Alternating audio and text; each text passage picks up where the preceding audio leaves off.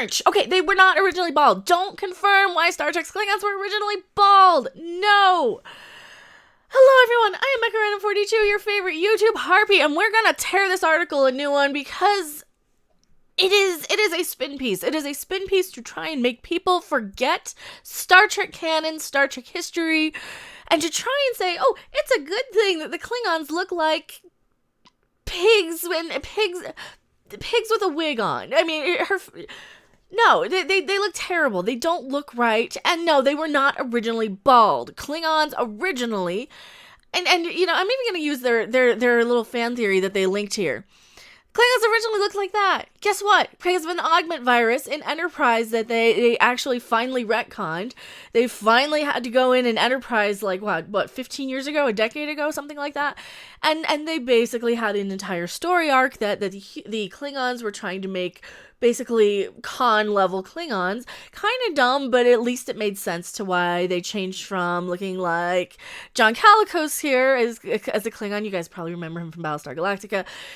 To the orcs that they look like, you know, now, but no, there's not a connection. This is a completely different franchise, completely different series, completely different people making it.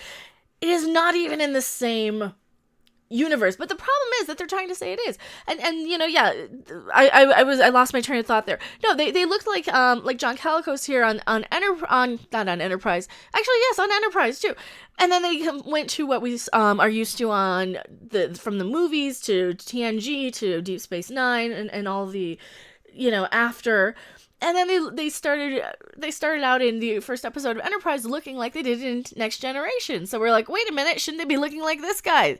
But they actually fixed it. And guess what? They actually had the licensing to actually fix it. We don't have that with Discovery. We don't have the licensing. We don't have the people in charge. We don't have the people responsible. And this is why I'm so critical of it. And this is why I don't accept it. Because it's not Star Trek. It is basically all of the people working from Secret Hideaway, or is it Secret Hideout? It is basically a subsidiary of Bad Robot, which made the JJ movies. And because of all the licensing and all of the rights issues, we have this shit. And thank you for being a brand new subscriber. I still have you probably still are having the microphone. I thought I turned off the volume. I didn't. I'm sorry. Let's read this article. We ranted long enough. Discovery confirms why Star Trek's Klingons were originally bald. Well, first off, they're not. They weren't. They really weren't. Star Trek Discovery has finally given the viewers an on-screen explanation for the Klingons being bald, claiming that shaving their heads is a wartime tradition.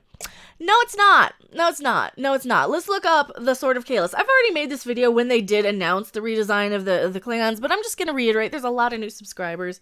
You guys probably don't want to go and dig through, you know, just a ton of videos to find the one from last summer when they did announce this. So we're going to do this. We're going to do this again. The Sword of Kahless was the first ever bat'leth forged. I might know something about Star Trek and bat'leths. I might be a little bit of a Star Trek fan. At least I used to be before this Discovery shit, but it was designed and created by Kahless the Unforgettable and was dated to the 9th century AD. According to Klingon mythology, Kahless created the sword by dipping a lock of his hair into let's keep going. Into a river of lava from I can't pronounce that. Kreestak's summit, and then cooling the burning lock in the lake of Luxor and forging it into a blade. So a lock. He did not shave his entire head. And they're trying to use this whole, because of the myth of Kahless. That's what they're trying to retcon here. That's what they're trying to do. They're trying to say that because Kahless used a lock of his hair, this is why these fucking idiot space orc Klingons shave their entire head, because their own mythology makes the Klingorks look stupid and in comparison. Star Trek Discovery was controversial. In many ways, Star Trek Discovery Season 1 was controversial. Was its portrayal, among the many ways, was its portrayal of the Klingons, the iconic warrior race, suddenly much more alien with monstrous prosthetics that the actors can't even see through. They growl like lions. Like, I've taken apart, I've clipped this guy growling like a lion before. You can't even see his eyes. You cannot even see right here. You can't even see his pupils. This poor actor. How can he act through all that. They just have like a lump of clay on their face. Whoever did the makeup should be arrested for the series. And we know it's Glenn Hetrick and his people. Glenn Hetrick, by the way, who on Face Off, I've picked apart Face Off a few times on this. I've gotten into it with some of the people on Face Off. He complains on Face Off. It's a reality show where people come in and do makeup effects for prizes or a job or whatever they do. It's one of those reality show competition shows. He's one of the judges on there, and he's in charge of the makeup on Discovery. And he complains when actors can't emote or act or see through their prosthetics. So what's he do? Bit of hypocritical, don't you think? Bit of a complete shit design for makeup, in my opinion. The iconic warrior race was suddenly much more alien, with monstrous prosthetics, much more varied skin colors, and bald heads. You know, the skin colors we don't mind because we have different shades in the Klingons. You know, they usually they made them darker skinned. They kind of gave them more of a brown and copper sort of finish on Star Trek because 1960s makeup, right? That's kind of what I always attribute it to. It's 1960s makeup technology. And it's nice that they finally explained it. They did give a little explanation in DS9 where Worf says, oh yeah, the Klingons looked like this. They looked like flatheads. We don't talk about it on Trials and Tribulations. Go watch that episode. It's a great episode. It is a great example of how Deep Space Nine, being dark and edgy and having this serialized war arc, could still keep Star Trek in its canon. You know, it still was respectful to TOS. It's respectful to the show that came before. It's not trying to rewrite it. They matched how Star Trek TOS looked. You know, they went out of their way to find the costumes and to go on this mission where they had to go back in time and deal with the Tribbles. This is the exact same time period, you know, maybe a decade. That evolution doesn't work like that.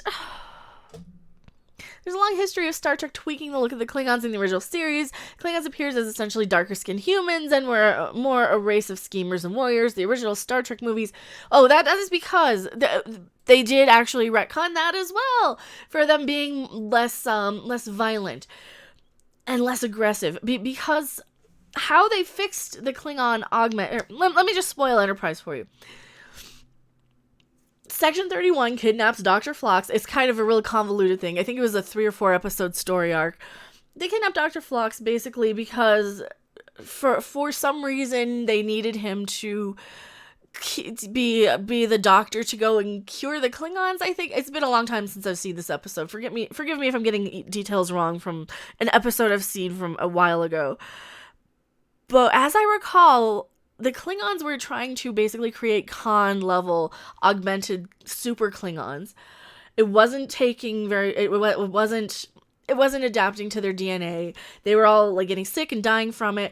Dr. Phlox came in and ended up curing their disease, but he had to infuse some human sort of DNA. So these Klingons ended up losing all their cranial ridges. They became a little more docile, a little more human in nature.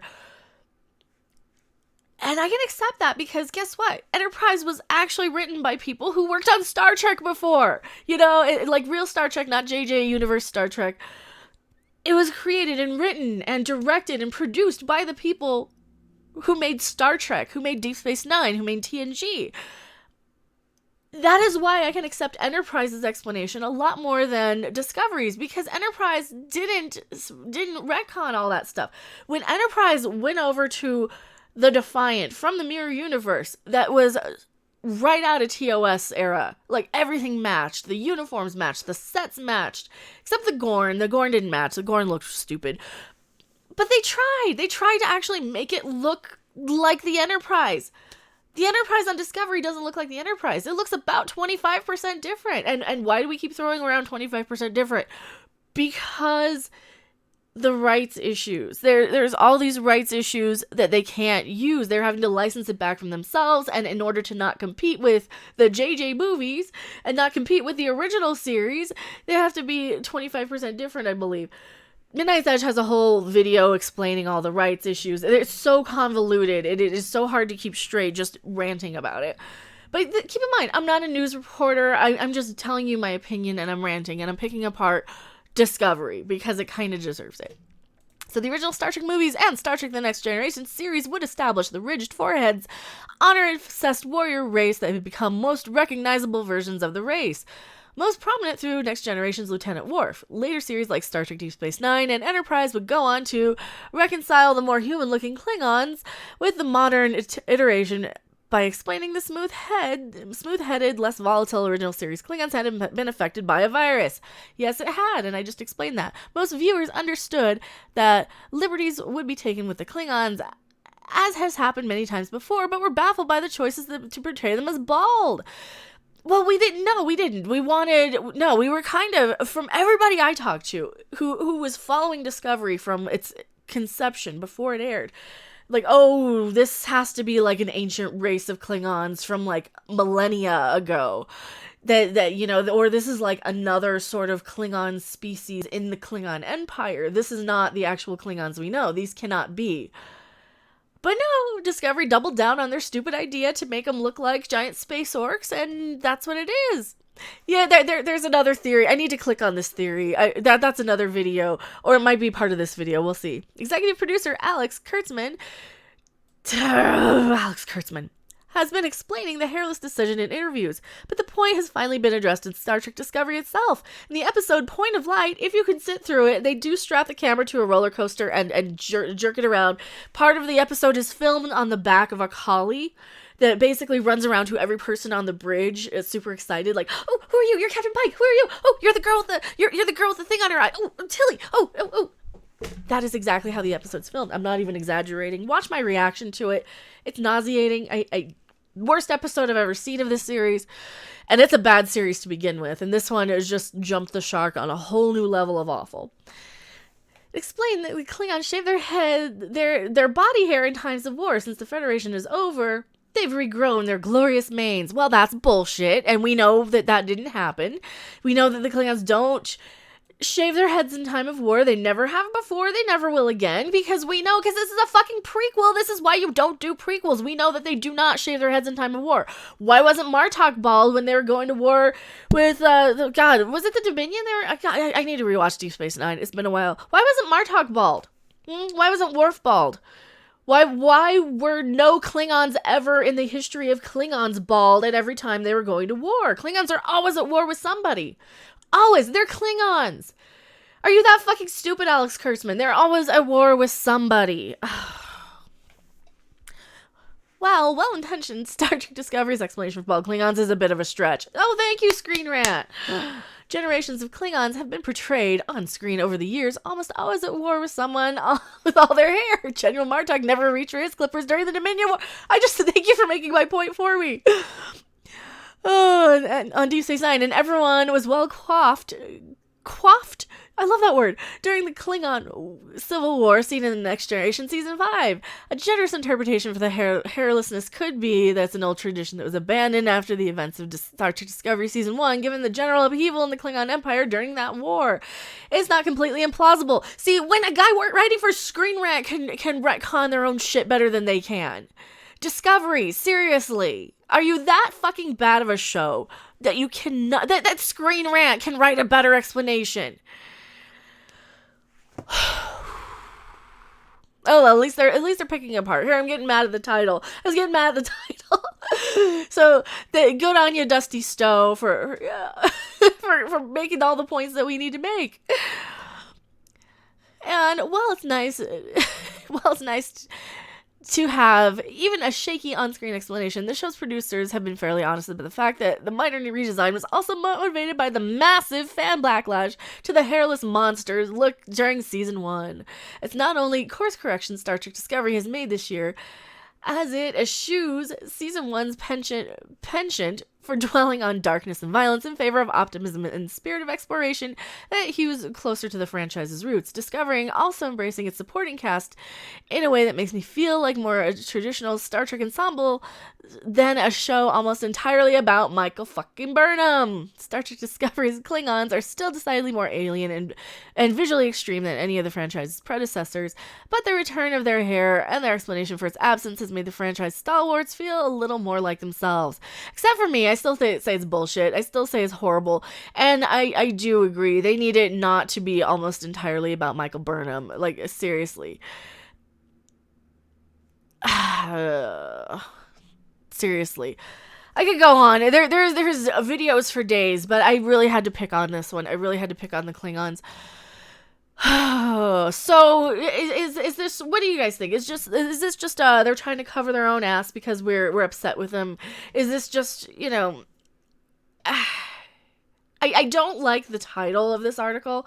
It's a little, for somebody who's kind of picking apart and saying, yeah, you guys done fucked up, you didn't do your research, and fans called you out on it, it's a little shilly for a title, in my opinion. But, you know, good on you for at least going out of your way. And normally comicbook.com is really terrible about this because comicbook.com is owned by CBS. Screen Rant, I don't know who owns Screen Rant, so I think Screen Rant's a little bit more of a reliable sort of news source for Star Trek information.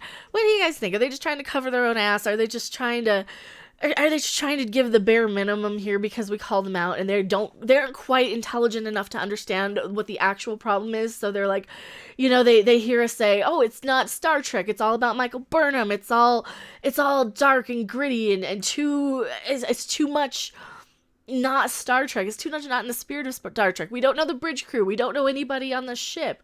So they're like, oh, okay, well, we'll give them some names and throw some hair on the Klingons, whatever. What's next? What's for lunch? That's what it feels like to me. It feels like just such a cop-out, such a bare minimum effort. You know, it's almost more of a slap in the face for this. So thank you guys so much for watching. I am Mecha Random 42.